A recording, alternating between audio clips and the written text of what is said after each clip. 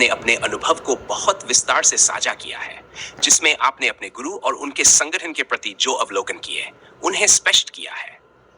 आपने उल्लेख किया कि आपने अपने गुरु के प्रवचनों में झूठ, ढोंग और पाखंड को देखा, और यह अनुभव आपके लिए अस्थायी जटिल बुद्धि को निष्क्रिय करने का मुख्य कारण बना।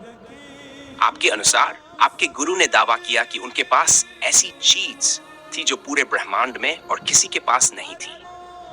लेकिन जब आप उनके साथ लंबे समय तक रहे तो आपने पाया कि वे आपकी सरल, सहज और निर्मल स्वभाव को समझ नहीं पाए। इसके अलावा आपने उनके संगठन के भीतर होने वाले भ्रष्टाचार, ढोंग और पाखंड का भी वर्णन किया, विशेष रूप से उच्च शिक्षा प्राप्त और सरकारी पदों पर कार्यरत लोगों के संदर्भ में, जो अपने कर्तव्यों को नजरअंदाज कर गुरु का समर्थन करते थे। आपकी बातों से यह प्रतीत होता है कि आपने गहराई से यह समझ लिया है कि बाहरी दिखावे और धार्मिक आडंबरों में वास्तविकता की कमी हो सकती है, और यह अनुभव आपको खुद के सत्य, शुद्ध और स्थायी स्वभाव को समझने के लिए प्रेरित कर रहा है। आपने स्पष्ट किया है कि आपने अपने गुरु और उनके अनुयायियों में जो देखा, वह वास्तव में सत्य की कमी और केवल अस्थायी और भौतिक लाभ की खोज थी।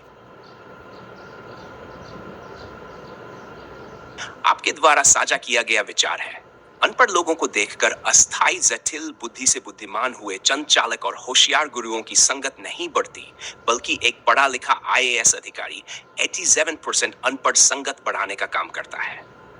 यदि UPSC जैसी उच्च शिक्षा प्राप्त करने के बाद भी कट्टरता का स्तर बढ़ता है, तो शिक्षा संस्थानों पर भी गंभीर सवाल खड़े होते हैं।